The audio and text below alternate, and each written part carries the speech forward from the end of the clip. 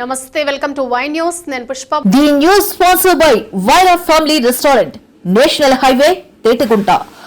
నోరూరించే వంటకాలు, అసలైన మసాలా దమ్ముతో అదిరిపోయే నాన్ వెజ్ రుచులు మీకోసం. విచ్చేయండి Wyra family restaurant, national highway, Tetagunta, Tuni మండలం, కాకినాడ జిల్లా. కాకినాడ మహిళాభివృద్ధి శిశు సంక్షేమ శాఖ ప్రాజెక్టు డైరెక్టర్ సిహెచ్ లక్ష్మి అధ్యక్షతన గురువారం కాకినాడ కలెక్టరేట్లోని వివేకానంద సమావేశ మందిరంలో కిషోరి వికాసంపై ప్రాంతీయ వర్క్షాప్ నిర్వహించారు.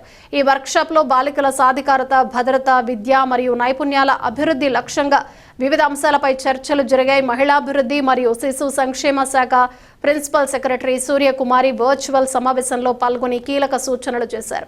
కిషోరి బాలికల సమగ్ర అభివృద్ధి కోసం అన్ని విభాగాలు సమన్వయంతో పనిచేయాలని సూచిస్తూ కిషోరి వికాసం వేసవి సమావేశాలు కౌమార బాలికలు మరియు కౌమార బాలురకు అవగాహన కల్పించే ఉద్దేశంతో మే 1వ తేదీ నుండి జూన్ 10వ తేదీ వరకు నిర్వహించబడతాయని అన్నారు.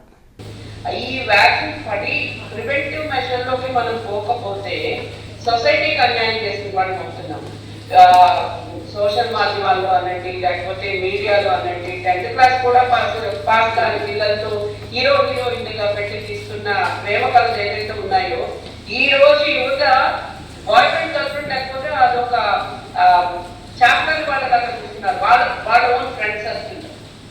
అది పేరెంట్స్ ఆశించదని తెలిసినా సొసైటీ అంత పెద్దగా పట్టించుకోకపోవడం ఒక కారణం కావచ్చు. ఇంతకుముందు ఎవరైనా అలాంటి వాళ్ళు కనిపిస్తే ఒక వింతగా చూసే ప్రవృత్తిని ఇప్పుడు మనకెందుకే ఎవరి దాకా పోతాడే అన్నట్టుగా మనం కూడా స్టార్ట్ చేశాం. సొసైటీలో సమాజం మొదటి నుంచి కూడా మాతృదేవోభవ ఒక సంస్కారవంతమైనటువంటి వ్యక్తి అని చెప్పడానికి మనం కొంత ఆలోచన చేయాల్సినటువంటి పరిస్థితి. సో అటువంటి సంస్కారం మనం విద్య ద్వారా ఇవ్వాల్సి ఉంటుంది. సో మన విద్యలో సమగ్రమైనటువంటి మార్పులు రావాల్సినటువంటి అవసరం ఉంది. విధానంలో మార్పు అనేది మనం మాత్రం ఇప్పుడున్నటువంటి విద్యా విధానము లేకపోతే మనకు తెలిసినటువంటి మేధో సంపత్తిని ఉపయోగించి వాళ్ళని ఏ విధంగా మార్చాలి అనేటువంటిది చాలా ఇంపార్టెంట్. కలిసి ఉండడం ద్వారా మేమంతా ఇక్కడ కలిసి ఇంతకుముందు ఉమ్మడి జిల్లా ఉన్నప్పుడు అంతా కలిసి ఉంటే ఇప్పుడు దగ్గరైనాము. చూసుకుంటే ఒకరినొకరు చూసుకుంటే ఏర్పడేటువంటి ఆత్మ తృప్తి చాలా గొప్పది. తన వ్యాపారాన్ని మొత్తం వెళ్తున్నాడు. సో వెళ్తూ మధ్యలో ఒక చోట ఆగవలసి వచ్చింది. సో ఆయన చాలా పెద్ద రెస్టారెంట్ అది. ఆ రెస్టారెంట్లో అంతా సప్లైస్ వాళ్ళంతా కలిసి బాగా అతిథులకు వడ్డిస్తున్నారు. సో తినేవాళ్ళు తింటున్నారు, బిల్లు కడుతున్నారు, వెళ్ళిపోతున్నారు. సో అటువంటి సందర్భంలో మధ్యలో చాలా మంది ఒక చోట గుమ్ముకున్నారు. ఈయన కూడా అక్కడ కూర్చొని తిందామని చెప్పేసి టేబుల్ మీద కూర్చున్నారు. ఆయన పేరు చంద్రహాసన్. సో ఆ చంద్రహాసన్ అక్కడ కూర్చొని తింటున్నారు.